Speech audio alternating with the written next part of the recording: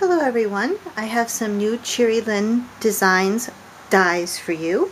The first one I have here on the table is number B132 and it is called the Flower Chain Border, and as you can see it's a border die, and what it comes out when you make it is this really pretty chain of various just little flowers, and embossed on them are lines, and I covered those lines with a little bit of a gel pen, and then in the center I inserted a pearl.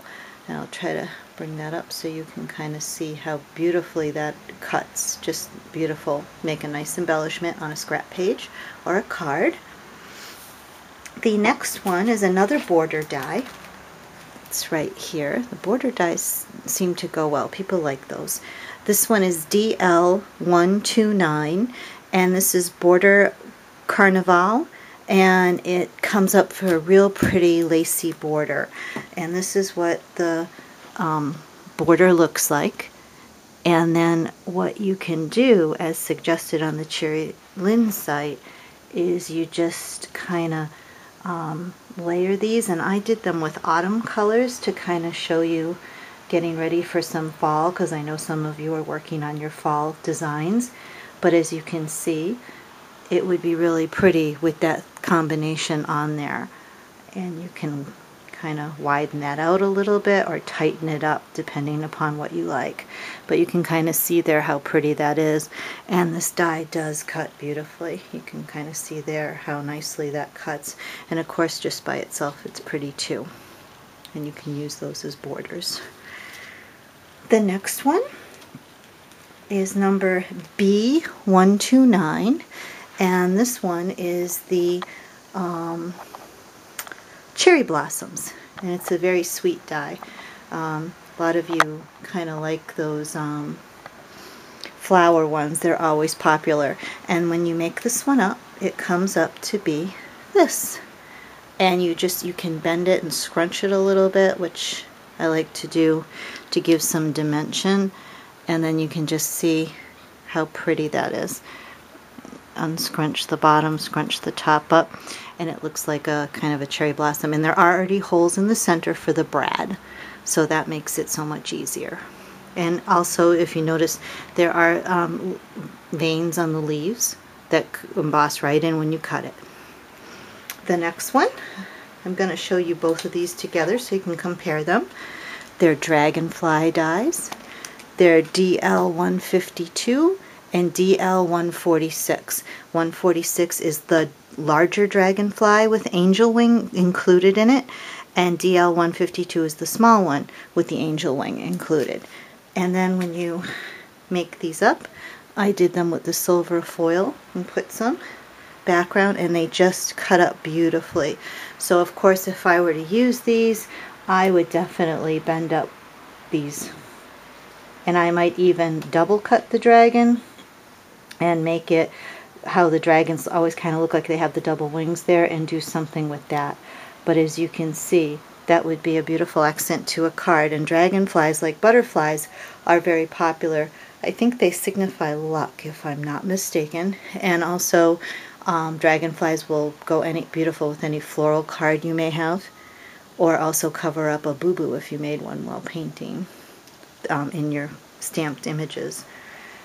Okay, the next one is, this is a DL126. It's a Dutch tulip, and it's very similar to the dies we have, the doily dies that we all love, and this one's no exception. It comes out beautiful, and you can kind of see there, looks just like a doily, like something you would want to place a little petit four on or something and serve with tea. It's so beautiful, and what I like is there's a center in there. Get out your Just Right stampers and put one of the little stampers in there. The next one, again, I'm going to show this one as a set. It is DL132, the Lace Flourish Butterfly, and I predict this one will sell out rapidly, but don't worry, I can get more. I only order in small quantities because I'm a small business, but I do get more. And it goes with the Angel Wing DL132A. And what this makes is, you're going to like this, everyone. it makes this beautiful lace butterfly. I just think that's gorgeous. And then that in itself is pretty, but if you want to put a color in the background, and I took the angel wing and I cut it out with foil, and it kind of mirrors in there, and that just makes this really glittery, elegant. It just adds an elegant step to it, and then I don't have to bother trying to hand cut that out because I can do it in one fell swoop with the angel wing. And then the next one is this one. It is DL151, and it's called the Victorian Romance Flourish. And I had a little trouble with this die. It was a little fiddly for me. I had to shim it in addition to the additional paper. I had to shim it with the metal plate. I had to shim it with a piece of cardstock to get it to cut. And I want to show you, I made two. So you could do something like this with these beautiful kind of corners there. And this one is literally hot off the press here. All these are, I just made them up. So they're kind of still curled. I didn't have a chance to press them in between something heavy over the evening like I usually do.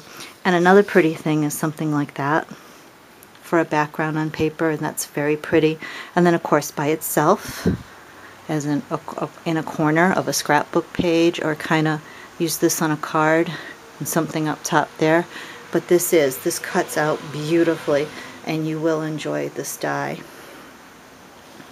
Okay, the next one is DL148.